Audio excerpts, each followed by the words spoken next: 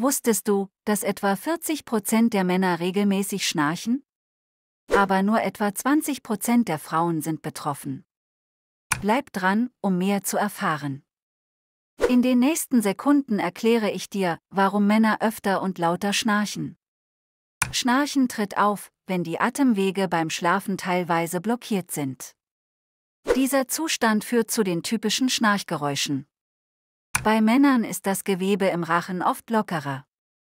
Das verursacht lauteres Schnarchen. Andere Faktoren können Übergewicht und Alkoholkonsum sein. Es gibt verschiedene Lösungen. Zum Beispiel die Schlafposition ändern. Oder spezielle Kissen verwenden. Willst du mehr Tipps für ruhige Nächte?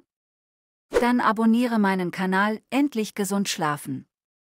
Und wenn dir das Video gefallen hat, drück auf Like.